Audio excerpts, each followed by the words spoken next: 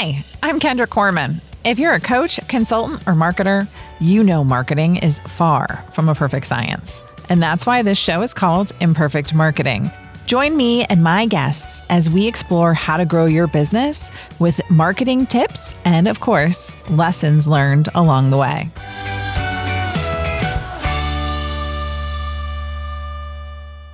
One of the students that I teach in my integrated marketing communications class said something that was so amazing. I almost cried. I was so happy. I'm going to talk to you a little bit about how a classroom competition with 3 different teams on nonprofit fundraising turned into a master class that my students taught themselves on integrated marketing. So by the end, I'm going to give you a little simple framework that will allow you to evaluate whether your marketing mix is working, comfortable, or maybe ready to grow. So let me set the scene for you. I wrote down notes, so bear with me. So I had a nonprofit. It was a sample nonprofit. They were struggling with their annual gala. Costs were increasing. Attendance was going down. So I gave the students 3 options. 1, they could continue the gala. 2, they could pivot to digital focused and digital campaigns. Or 3, they could focus on creating some smaller community events. So each team had 2 or 3 people on it, and they had to defend each approach. They had to come up with what they would do about that option, and then they needed to defend it and question others on their recommendation. I encourage them to think about different donor segments, right? Think about different target audiences that maybe you serve. So we had corporate and individual donors. We had older versus younger demographics. We had all the things, right? The gala team, so the team that was assigned keeping the gala, was not sold on the idea of the gala, which was interesting. And they definitely were not sold on it being the best path forward. This is a digital first generation, right? And so a lot of other things made more sense to them. The digital team definitely was enthusiastic about that option. They had a lot of creative suggestions. And the community events team actually surprised everyone by blending their idea with the digital campaigns. And so they said that none of this is going to be able to stand on its own, and we would like to do digital campaigns with these community events. And when it came time to vote on the best approach, that's when it happened. Okay. So community events combined with digital campaigns definitely won the vote, right? And they're the team that won. But then one of the students from the gala team said, why do we have to pick just one? Wouldn't it make more sense to do all of it? Exactly. Probably shouldn't. We did talk a little bit about capacity built and resources and things like that, and that you might not be able to do all 3 super well. So you might need to prioritize 2 out of the 3, but that you should evaluate, right? More than just one thing. It shouldn't just be is one better than another, but how could they work together to help you achieve your goals? It was amazing when they realized that the exercise wasn't about finding the answer and there wasn't a right answer, right? It was about understanding how the pieces fit together for this organization and how they could improve things to make them fit together. Now, again, we did discuss resources and as a constraint, right? But not as a strategy, right? We don't want to start resource limited. The final plan was a smaller gala for older donors and prestigious sponsorships and partnerships, community events in relevant areas and niches for younger demographics and niche audiences, and then digital for reach and accessibility. This is what happens when you really put together an integrated marketing communications plan. It all works together to help you achieve your goals. And this isn't just theory. This isn't just an activity that I planned for my students to do, right? This is stuff that I've seen in the real world and have done with my own clients. So I have worked with numerous clients to create their first gala. I have worked with clients to expand beyond that gala and bring in other fundraising sources. We've built out additional events throughout the year. We've supplemented with email marketing, social media, direct mail. Pro tip here, Direct mail still brings in the highest amount of donations and the most amount of event registrations for most of my clients that are nonprofits. What happened here, the key insight that I want you to take away is that we didn't abandon what was working, but we built around it, right? We built something that worked and made sense. What made it possible to be able to put all of this together, right? So they had a gala, right? We've added community events and we've added in more digital marketing and fundraising. Well, the gala was well managed, right? Yes, costs were going up a little bit. It wasn't bringing in quite as much. Attendance might have been going down a little bit, but that's okay, right? That engaged an audience that we didn't engage at any other time of the year.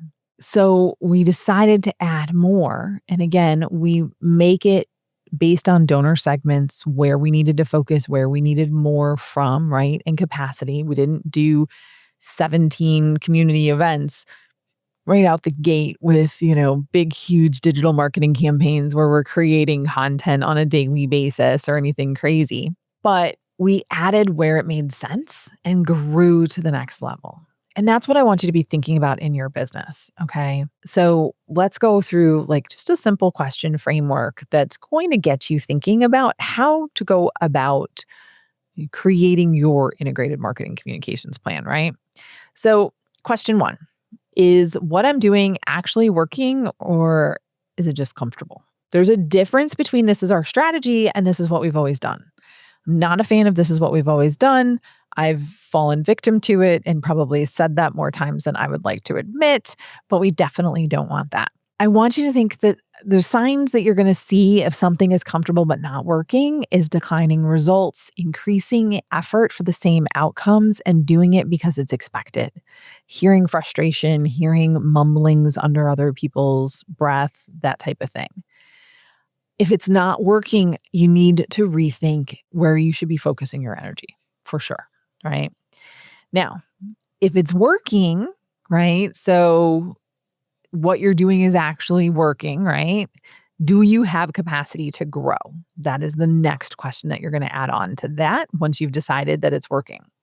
So if something's performing well and you have bandwidth, I want you to start thinking about what you could add, right? Not a lot, right? But think about your audience segments. Are there people you're not reaching where you're at right now? In the nonprofit example, the gala worked for one segment, but community events could reach others, or digital could reach even yet another group, right? Now, you don't have to add everything. I'm always talking to people to do less, do less, do less, because we constantly take on more, but just pick one thing. What is that one thing that's going to make a difference for you?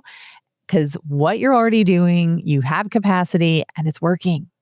Right? So how can we build on that and reach other people and find something else that works on top of it so that we're not scrambling if it stops working later on? Now, is it working and you're drowning to make it work? Now that's a different situation, right? If sometimes we're so busy maintaining something that we don't see alternatives because we don't have capacity to create alternatives, right? So I want you to ask yourself, could something achieve similar results with less effort? Because I'm going to tell you that if you're drowning to keep something going and it's working, something's wrong. And I don't think it's working like you think it might be. Maybe it's got the end result that you want, but could something easier get you there faster and better with less effort? This isn't about giving up. It's about working smarter. So here's what I want you to take away from this. Okay. My students asked, why do we need to pick just one? Wouldn't it be better to do more than one? Why, yes.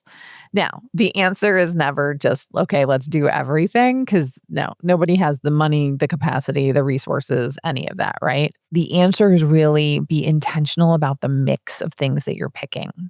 Just because you've been doing something that doesn't mean, and it's working, doesn't mean that's all you need to do. Just because something is new doesn't mean you have to abandon what is working. So this week, I want you to ask yourself these 3 questions about your current marketing. So again, is what I'm doing actually working, or has it just been comfortable? Is it working, and do I have capacity to grow? Is it working, but am I drowning to make it work? Okay. Identifying one thing, okay, that's working well enough for you to build on. And then I want you to consider an audience segment that you might be missing with your current approach. Is there someone that you could reach in a different way? Attending a different networking event or picking a different social channel or going to a conference. There are a million and a half ways to diversify what you're doing. And while I think it's really, really, really important to pick one thing and do it well, and then build on it, if that thing that you've picked to do well isn't giving you the results that you need, then maybe you need to pick something else. If it is doing well, but it's killing you to maintain it, maybe you need to be doing something else there too. And if it's doing well and you have capacity because you've created processes around it, awesome. I'm so happy for you. I want you to go ahead and think about what else you could add. So, thank you so much for tuning in today. I really appreciate it. Please rate and subscribe wherever you're listening or watching. I would love for you to share your own why pick one story. Have you picked one thing or asked yourself the question of why do I need to pick one thing? I'd love to hear it. Please share it with me. Send me a message on LinkedIn or comment wherever you're listening. I'd love to hear more.